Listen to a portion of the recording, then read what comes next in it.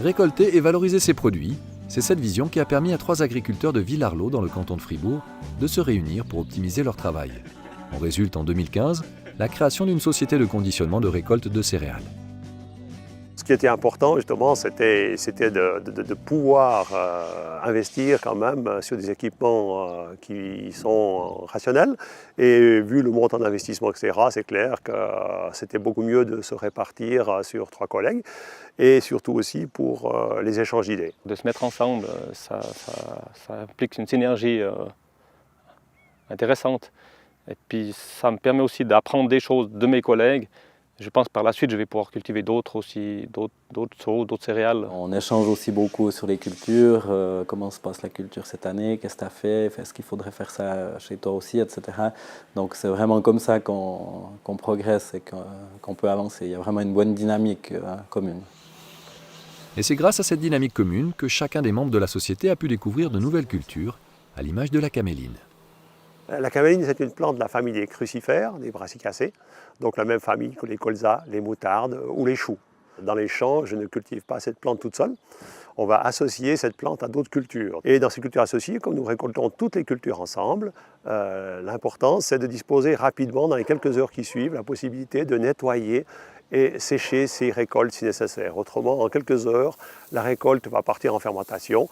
Et qui dit fermentation dit bien sûr développement de moisissures et mycotoxines. Donc la récolte est détruite en quelques heures si nous n'avons pas la solution pour trier, nettoyer et sécher ces récoltes.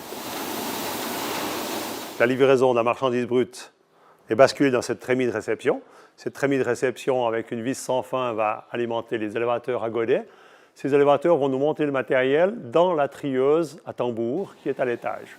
Cette trieuse à tambour équipée de différents tamis va séparer les grains et les déchets et ces grains vont retomber dans soit des big bacs, soit dans les silos de stockage, soit dans cette ancienne trieuse pour des petites spécialités. Pour financer en partie l'achat de cette machine, la société de conditionnement a pu se tourner vers l'aide suisse au montagnard. Alors, ce qui m'a vraiment séduit tout de suite, c'est le côté innovateur, très créatif de ces 3 agriculteurs qui développent chacun des produits différents, mais qui ont besoin de travailler ensemble pour le conditionnement de la lentille, de l'épeautre ou de la caméline. Dès que c'est un projet collectif, à mon avis, il a plus de valeur, il a plus d'intérêt, il y a l'entraide, il y a la participation aux frais, la répartition des frais, et c'est des produits dont il faut développer le marché. Alors ma spécialité, c'est la culture de la lentille verte en particulier. Maintenant, ça fait 5 ou 6 ans que j'ai commencé cette culture sur mon exploitation. J'avais envie de cultiver quelque chose de pas commun dans la région, donc, et puis qui est très demandé par les clients. Pour la famille Paquier, c'est la culture de l'épeautre qui est valorisée à travers ce projet commun. On a intégré maintenant, il y a quelques années, dans le planning disons, de nos prairies, la culture de l'épeautre, qui nous permet aussi de renouveler nos prairies. Et comme on est une exploitation qui est très orientée sur la vente directe, dès le moment où on a instauré la culture de l'épeautre, c'était tout de suite l'idée de la valoriser directement par nos propres moyens en vendant de la farine. D'autres producteurs sont également intéressés par le projet, à l'image de Stéphane Rumpf, qui cultive, fabrique sa propre farine et réalise son pain. Moi, ça m'apporte un outil essentiel dans des années comme celle-là. Je prends l'exemple, l'année passée, une année très sèche, j'ai moissonné, on l'a mis dans des big bags, c'était beau sec, c'était mûr et sec.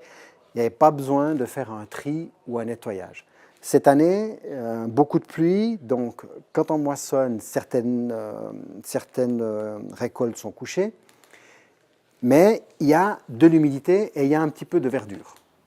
Et ça, si je la laisse avec ma graine, en une nuit, elle a fermenté, elle est fichue.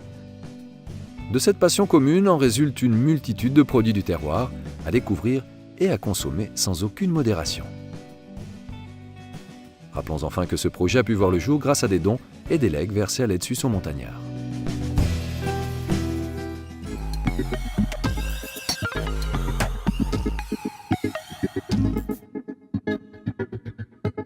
Le testament, c'est un document juridiquement très important.